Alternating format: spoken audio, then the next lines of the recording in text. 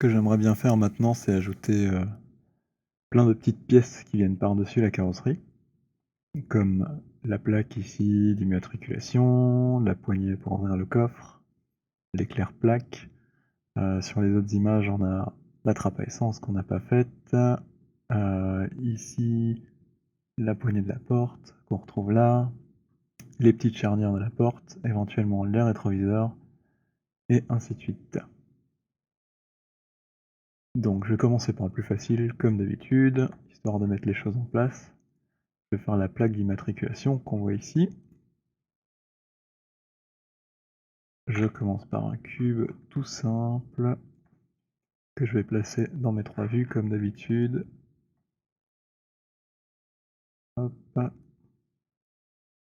zou.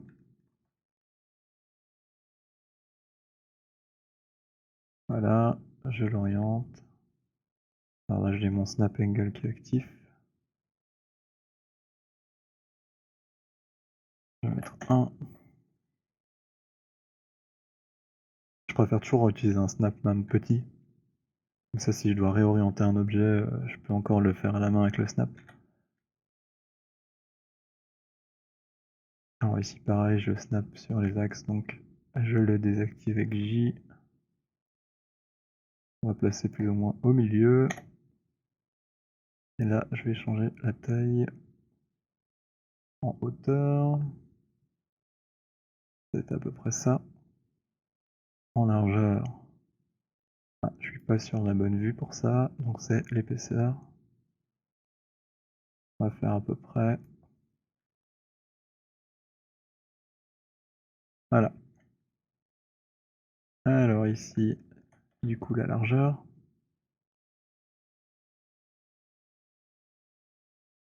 Hop là, boum. Ah, on voit que je suis pas tout à fait au centre. Alors mon cube il est bien au centre, mais mon plan il est légèrement décalé. Et en plus on voit ici que c'est décalé alors que là c'est bon, donc il y a de nouveau une petite imprécision, une discordance entre les vues. Mais ça n'a pas d'importance, c'est pas bien grave. Alors dans la vue arrière, ici, je vais aller voir plus en détail, que je vois qu'il y a des chanfreins sur les coins. Donc mes vues back.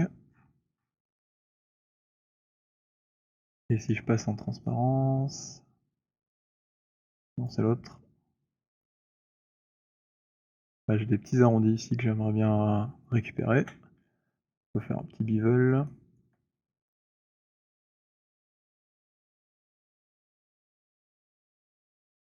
Hop là. Là j'ai tout. Et on va essayer de trouver la bonne valeur qui va bien. Ah, c'est un peu fort.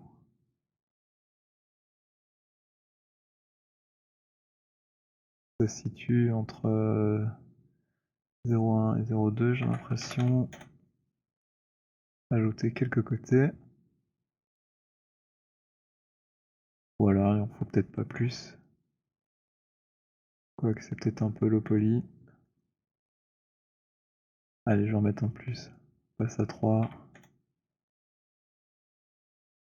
Ça me convient. Ici, je vais faire un petit extrude à l'intérieur pour créer le bord. Et puis je viendrai faire le tour des fixations juste après. Alors je sais pas si j'ai 100 photos, je vais regarder. Bon bah non, au final j'ai pas de photos vraiment extraordinaires. Donc on va faire quelque chose de classique, entre guillemets. Juste un petit inset à l'intérieur, et puis un autre extrude.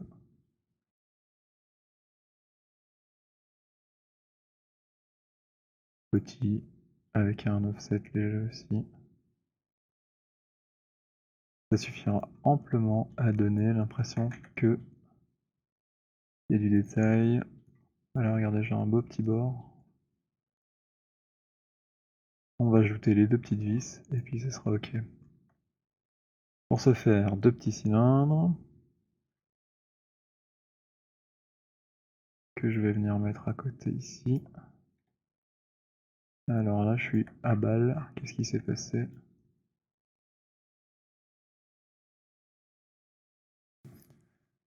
Alors, imaginons que je me sois retrouvé super loin et que j'ai pas envie de m'embêter. En fait, je peux sélectionner ici mon deuxième objet, faire un Modify, Match Transformations, et puis Match All Transforms. Et ça va me l'aligner sur le point de pivot du deuxième sélectionné. Et comme ça, il est déjà à peu près bien placé. Après, je sais que j'ai plus qu'à faire une rota à angle droit. Évidemment, si j'en prends qu'un, c'est mieux. Voilà. Et là, je suis bien placé. Donc, en vue arrière, je vais me déplacer ici dans l'espace local, évidemment, de l'objet. Et là, je peux me mettre exactement sur la fixation qui m'intéresse tout en restant dans le plan de la plaque. Alors là, j'ai l'impression que c'est un peu gros, donc ici, tant que j'ai pas écrasé l'historique, je peux encore changer.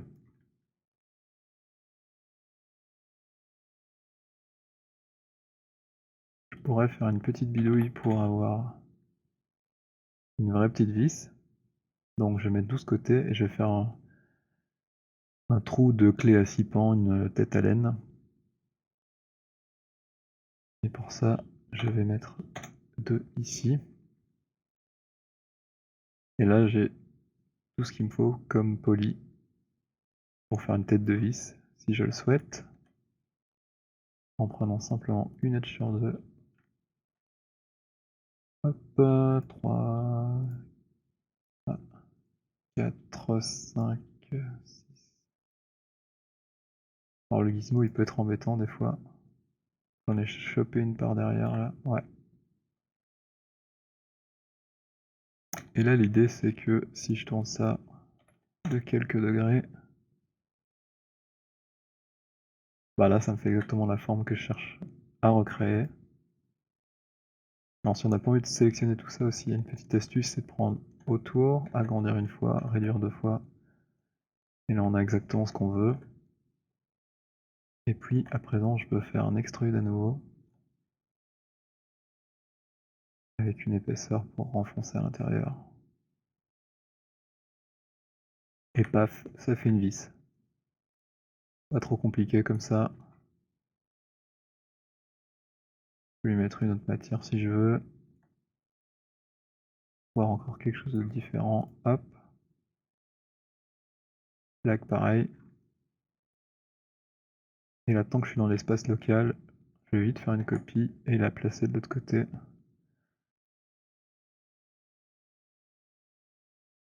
Et voilà, ça c'est bon. On a une plaque d'immatriculation rapidement faite. Alors on voit qu'il y a aussi une petite extrusion là derrière. On va voir si ça se voit, si c'est nécessaire. Le support. Alors ce serait bien quand même.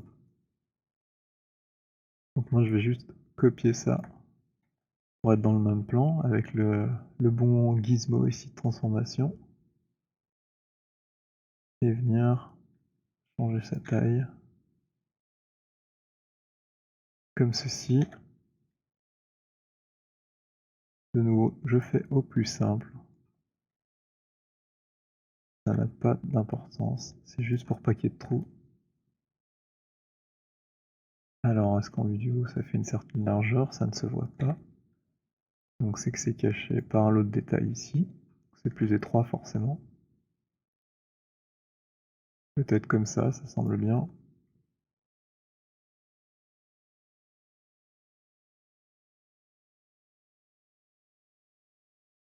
Voilà, et puis là je vais venir enlever tout ce dont je n'ai pas besoin.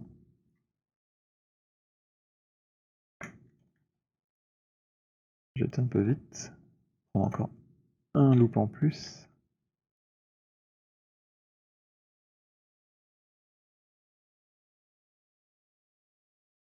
Voilà, et là je suis content.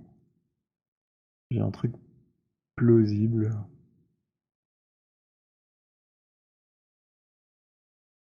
Même si je trouve que c'est un peu éloigné et un peu trop épais.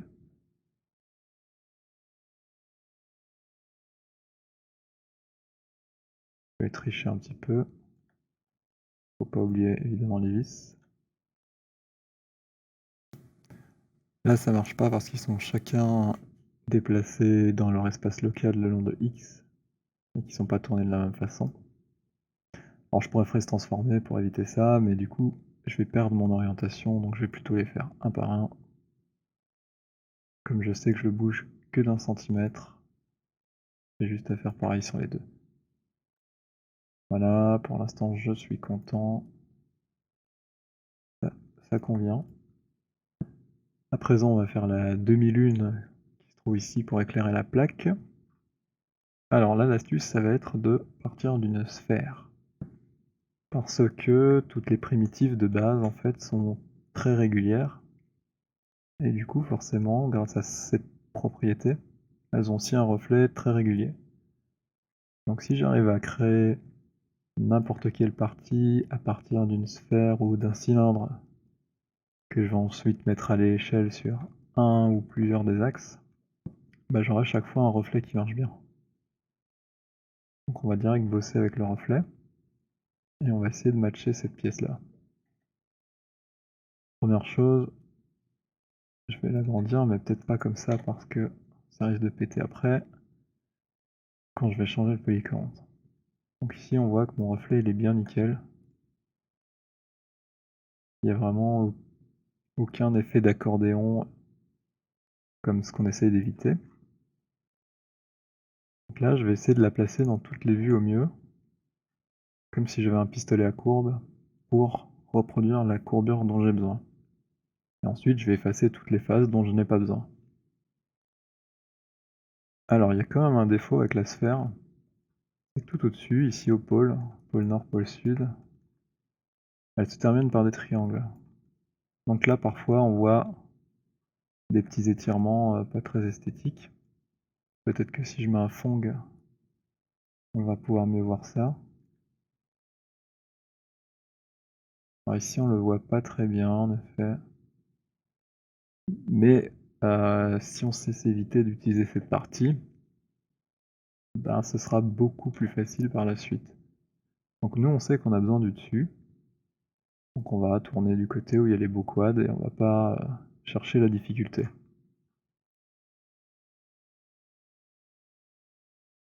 Je pourrais même la... Oui, allez, on va garder ça. Donc là, je vois que si je me place comme ceci, je suis déjà axé au centre entre la droite et la gauche. Donc maintenant, l'idée, c'est de pouvoir reproduire la courbe dans cette vue arrière et dans la vue de profil. Donc on va jouer sur plusieurs axes, à la fois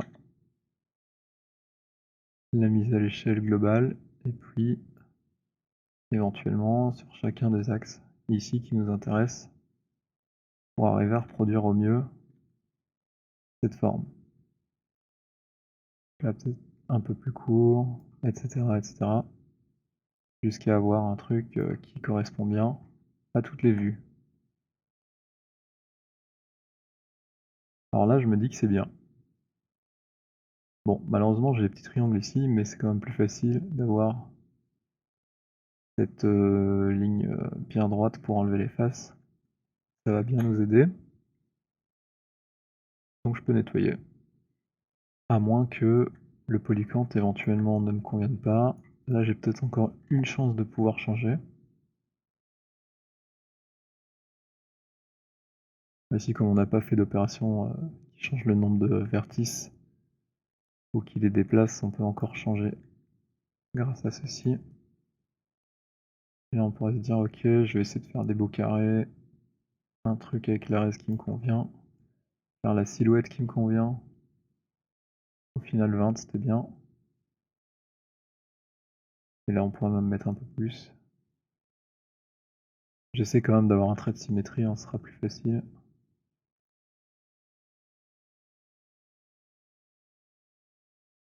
Encore un peu. Allez, va pour celui-là, on va pas y passer trop de temps. Et ensuite, ben, je nettoie. C'est simple. Donc, je vais enlever les faces qui ne me conviennent pas. Tout ça, je n'en ai pas besoin. Je n'en ai pas besoin.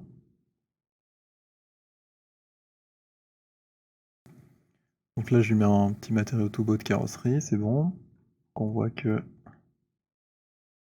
jusque là, tout se passe bien comme prévu. On a un beau panoramique dans l'éclair plaque. Sauf qu'en fait, c'est pas courbe partout en vrai, il y a quand même ici une partie biseautée. Donc si je prends l'image, hop, qui est ici, et que j'agrandis, on voit que c'est courbe, et puis youp, à un moment ça devient rectiligne, entre guillemets.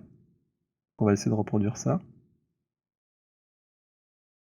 Alors il y a deux façons de le faire, entre guillemets, soit on va couper à travers, soit on va remonter tout ça. On peut essayer les deux. Le truc c'est que si je fais un scale, bah ça va forcément changer de forme. Ah, je voudrais replacer mon point de pivot, allez. Il prend pas. Ah, mon raccourci est passé, c'est bon. Imaginons que je veuille ici monter les points jusque là.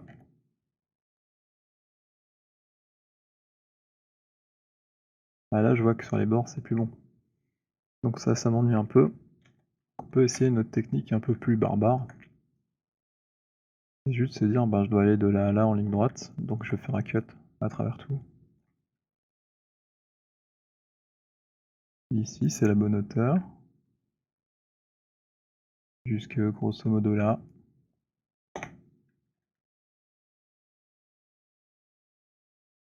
Et là, c'est pas trop mal. Alors c'est pas horizontal ici, donc on pourra recouper aussi.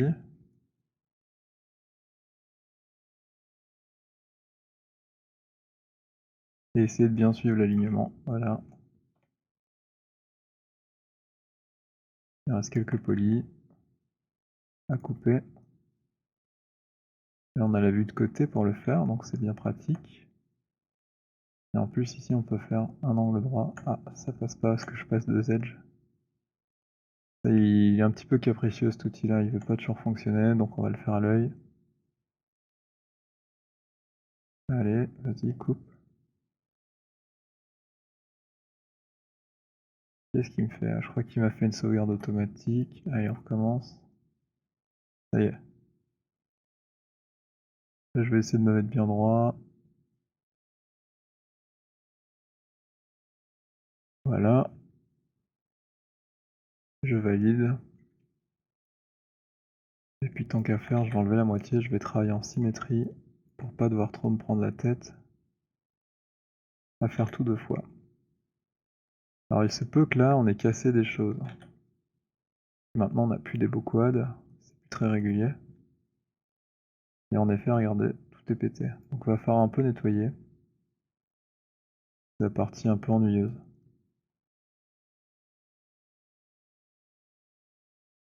Donc si j'ai pas trop envie de m'embêter, je pourrais me dire comme pour le reste, je vais garder la partie sans la coupure. Et comme ça, j'aurai qu'à copier les normales d'un à l'autre et j'aurai des beaux reflets. Donc là je fais une copie et je vais juste nettoyer ce que je viens de faire sur cette version-ci.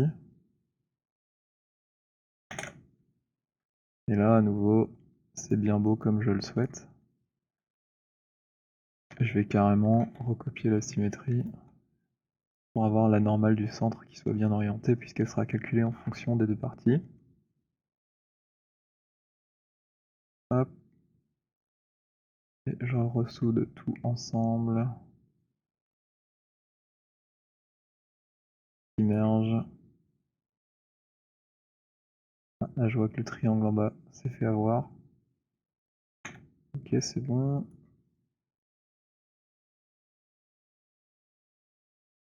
Ça a l'air d'être bien accroché, c'est super. Est-ce que j'ai une ligne? Oui. Donc là, je vais en profiter pour repasser en soften edge.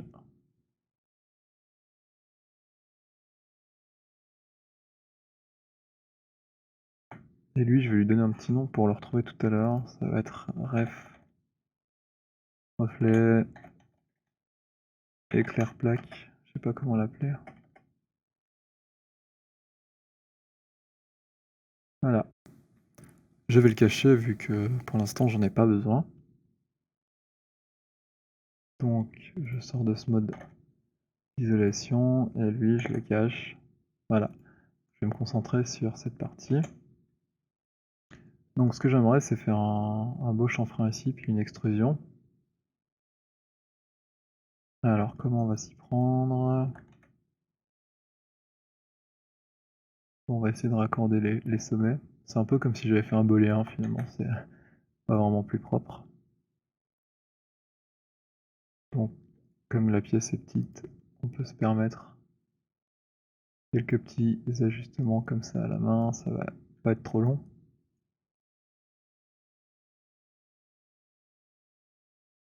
Ici je vais faire un collapse pour faire une moyenne entre les deux. Merge Enter ça aurait fait la même chose. Ce qui est bien avec le collapse quand on a des UV c'est qu'il les garde. Hop, je continue ici. À souder ce que je peux. Et puis voilà, c'est bon. Comme ça j'ai peut-être une chance de pouvoir faire un chanfrein par la suite. Et donc là ce que j'aimerais faire c'est simplement quasi une ligne droite, hein, si je dis pas de bêtises, on va regarder. Ça a l'air d'être légèrement courbe quand même, mais sur la photo, la lumière nous dit que c'est quand même relativement plat.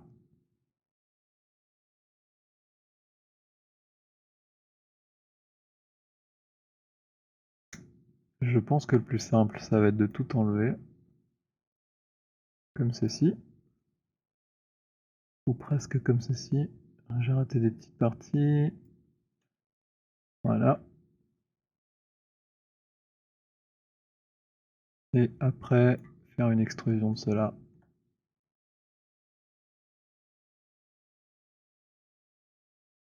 Je vais sans doute pas pouvoir faire une section d'une pièce parce que j'ai des triangles. Ouais, voilà. Allez, hop, la suite.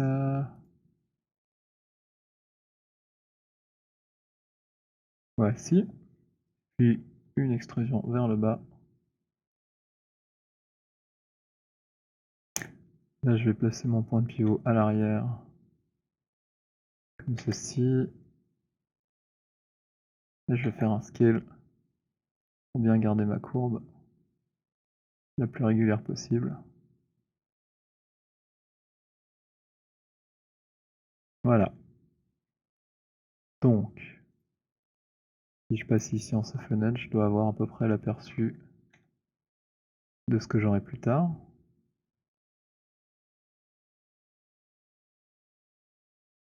On voit quand même que les reflets ici sont un peu pétés, genre dans cette zone-là. Ça vaut vraiment la peine qu'on fasse une copie plus tard. Vous voyez, ça fait des zigzags. Par contre, là en bas, on a un truc propre. Ça, on va pouvoir garder sans en faire, sans récupérer les normales d'un autre objet. Il nous manque, c'est un chanfrein ici, et peut-être un en dessous. Et après, on sera bon. On va essayer de faire le chanfrein qui est là. Alors évidemment, il n'arrive pas à sélectionner très loin. Là, c'est OK. Hop, hop, hop. Et on tente le bevel. Normalement, ça va marcher. Super. Nous, il nous faut 3 côtés. Enfin, 3 edges. Donc ça sera 2 segments. Et là, on peut se permettre d'agrandir un peu. 1.5 par exemple. On va faire le nettoyage après si nécessaire. Ce qu'on voudrait, c'est être dans le plan des faces. Donc pas faire un arrondi comme ça. Donc on va ici passer à off. Et on voit que ça le remet à plat. On voit surtout la différence ici. On, off. Ok. Donc là, un peu de nettoyage à nouveau et puis ce sera bon.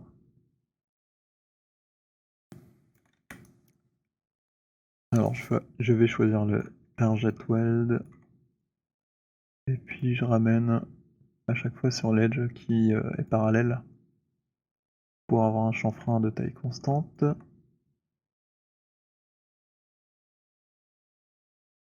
C'est ça que je préfère utiliser cet outil. Ça, je peux vraiment choisir les points que je vais émerger et à quel endroit. Et puis le petit dernier là finalement, il dessert plus qu'autre chose. Ah bah comme on a travaillé proprement, finalement notre reflet il est pas mal. Il y a encore des petites déformations mais elles sont très très légères. Mais c'est pas grave puisqu'on a mis de côté la version parfaite de référence. Donc quoi qu'il arrive, on est bon. Bon, en réalité ici, on a encore un tout petit truc.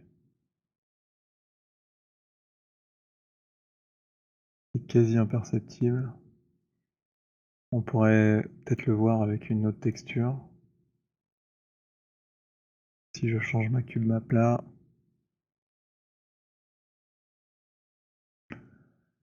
Alors, c'était All, avec les lignes comme ça du toit qui se croisent. Là, il est vraiment bien, il pardonne pas. On voit tous les défauts.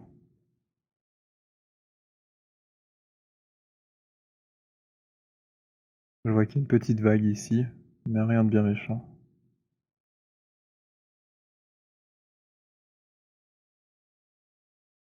Alors, ce qui pourrait être cool, c'est d'avoir un petit retour ici courbé aussi. Donc je vais faire une petite extrusion toute bête en dessous.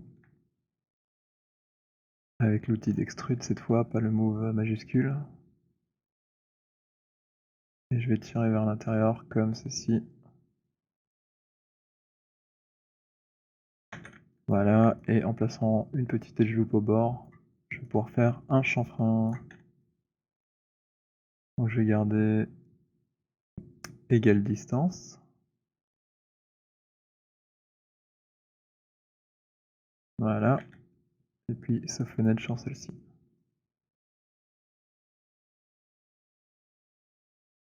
Et là j'ai un petit ombrage au bord qui est bien sympathique. Avec un petit highlight tout fin. Mais qui donne un peu d'épaisseur. Donc voilà, on peut faire une symétrie de cela. Ah, là je vois la bosse. Ici on la distingue à peine, mais on voit qu'il se passe quelque chose de pas très net. On va corriger ça. Je combine le tout. Super, je vais prendre les sommets communs. Voici. Je les soude.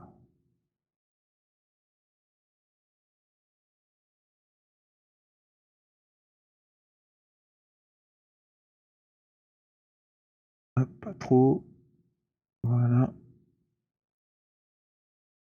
Ça a marché. Fantastique. Je passe ça en soften edge. Voici.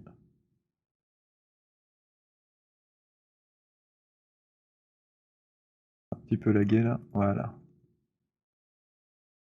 C'est cool. Alors j'ai toujours ce petit défaut. Ah bah j'en ai un autre là. Donc maintenant, on va sélectionner nos deux objets. Alors ici j'avais un ref éclair plaque, c'est exactement ce qu'il me faut. Donc je vais le sélectionner lui d'abord comme source et mon polysphère qui est le deuxième. Alors là, par sécurité, delete history, freeze transform et puis un petit transfert attribute dans mesh, transfert attribute et je veux copier les normales.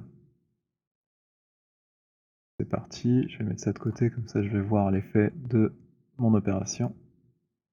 Et vous voyez, c'est devenu super beau. Alors là, tout de suite, j'enlève l'historique pour éviter que les objets soient continuellement liés.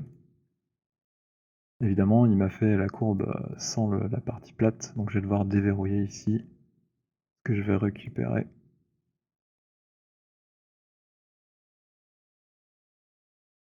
Donc ça, jusque là, et puis je convertis ça en sommet. Voilà, et j'ai plus qu'à déverrouiller les normales et éventuellement les reverrouiller après pour pas faire de bêtises. Alors je vois qu'ici j'ai dû oublier quelque chose parce qu'il y a des sommets qui n'ont pas été pris.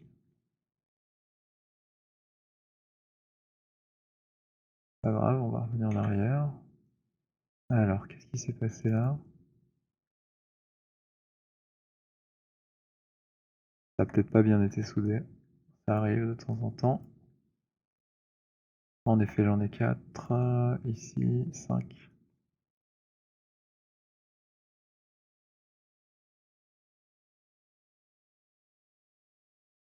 Alors, faut trouver la bonne valeur.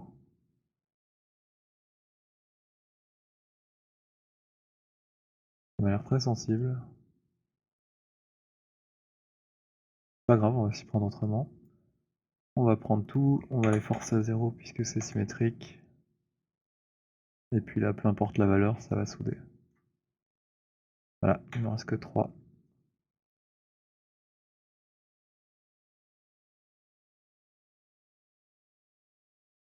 Ok. Là, j'ai toujours les normales qui ont été copiées. Donc maintenant, je vais pouvoir déverrouiller l'ensemble. Alors, est-ce qu'il m'a tout pris? Non. Là, ça fait bien toute la largeur, c'est très bien. Je remonte jusqu'à l'edge du milieu de mon chanfrein. Je convertis en sommet. Je déverrouille. Je verrouille. Et ça doit être bon. J'imagine.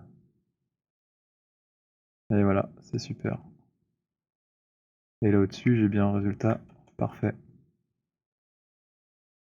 Je fais tourner, on va voir. Vous voyez, sur les bords, il n'y a plus de déchirement, d'accordéon. Bon, évidemment, c'est des polys, donc on voit quand même les angles entre les polygones, mais il n'y a pas de mouvement parasite.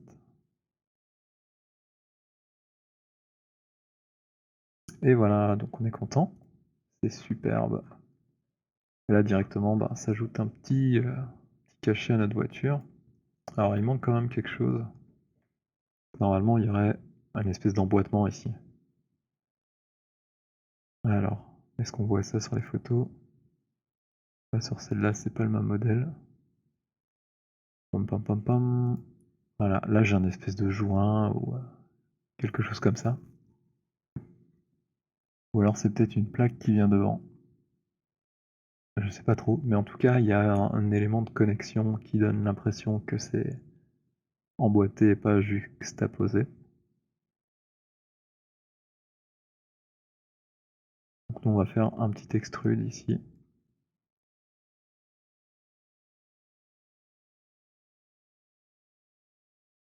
Alors ce qui serait bien, c'est d'avoir la jonction parfaite entre les deux. Ce qu'on peut tenter, c'est un shrink warp. Donc des sommets qui sont derrière ici, sur la surface qui est là. Alors si je me rappelle bien, il faut d'abord sélectionner les sommets.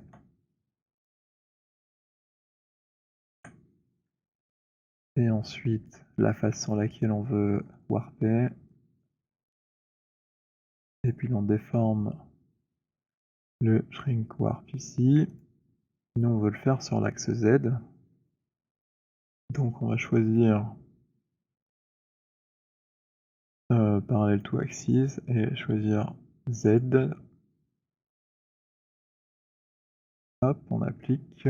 Alors pour l'instant on voit rien, mais normalement si on déplace ici selon Z, ça devrait venir s'accrocher petit à petit.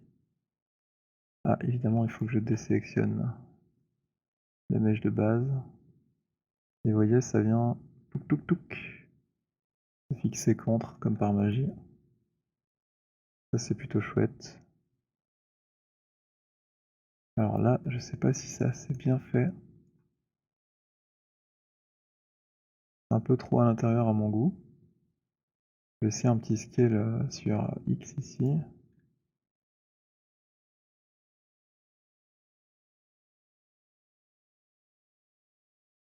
Alors malheureusement, ça a pas super bien marché là. J'ai un peu, pété le coin, donc je vais retourner en arrière légèrement. Je vais skiller un tout petit peu et puis seulement prendre les points là qui m'intéressent et continuer l'opération. Hop, ces 3 là et les 3 de l'autre côté. Si j'arrive à les trouver, bien évidemment. Donc c'est vous là, vous là-bas, vous 3 avec moi. Petit scale gentiment. Alors je pense que l'idéal ce serait de se mettre dans cette vue pour voir si c'est bien dans l'alignement de notre edge ici, ce qui n'est pas le cas pour l'instant. Et là avec le clic du centre, ben, je peux encore me déplacer dans le dernier axe sélectionné. Un peu capricieux. Va falloir faire un compromis.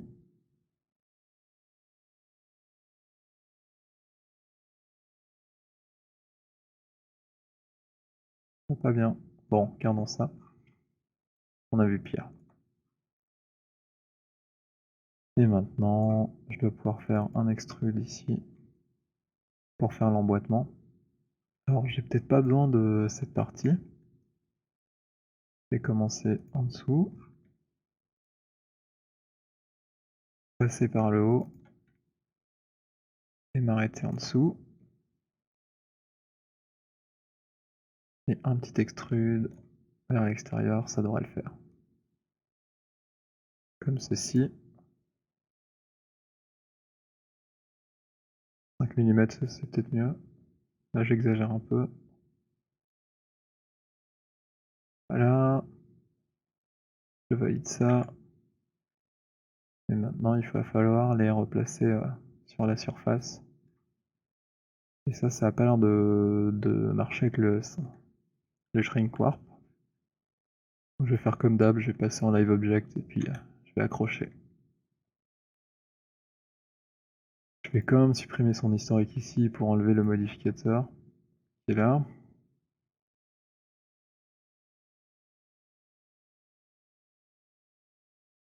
Et maintenant, hop, je prends celui-ci en live. Bim. Je peux plus le sélectionner, c'est bon. Et là, je sélectionne à nouveau mes sommets. Et un tout petit mouvement devrait les accrocher. Alors, qu'est-ce qui s'est passé?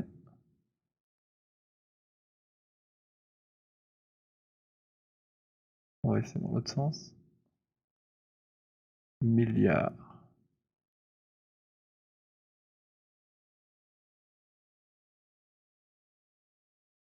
Plutôt embêtant. On va faire partie par partie alors. Donc, à partir de là, jusque là, ça avait l'air de bien se passer. Et c'est les plus importants.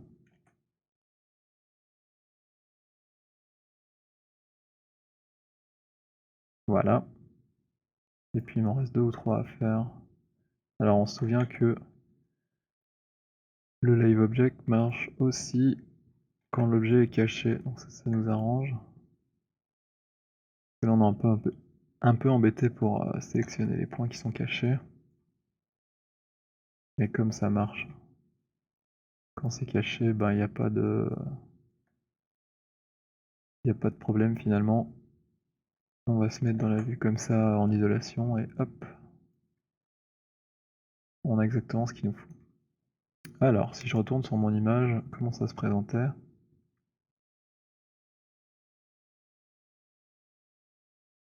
C'est difficile à voir en fait, il faudra presque prendre une photo de ref, rien que de ça.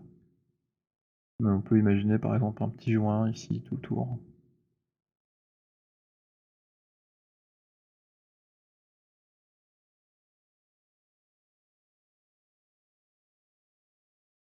Par exemple, hop, du caoutchouc.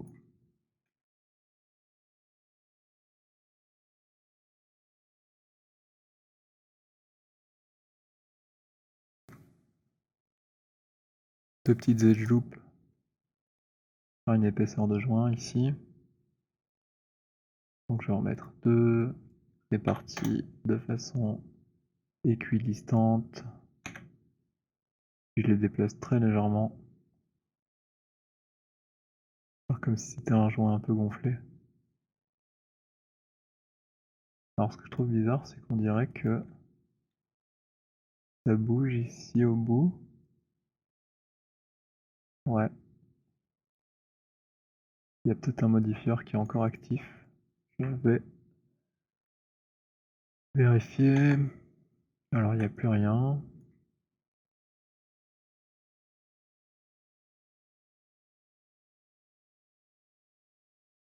Super. Et voilà, là on gonfle un peu pour faire une courbe. Qui va faire que c'est plus trop interpénétré. Et paf. Ça fait un petit joint. Alors, c'est pas très propre.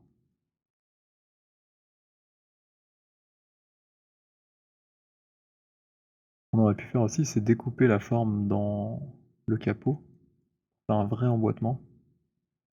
Mais il aura fallu recopier les normales après. Mais ici on a tout ce qu'il faut, on a un petit edge loop qui suit et tout. Donc on peut faire ça. Moi je vais choisir la solution de facilité. C'est-à-dire tirer légèrement en arrière. Et personne ne va jamais aller dans cette vue, voir que c'est pas attaché en fait. Donc voilà. Je peux faire la même chose avec celle d'en bas. Mais ce qui est cool ici, c'est que j'ai des edges pour me guider. Donc, je vais utiliser ces edges là pour espacer légèrement.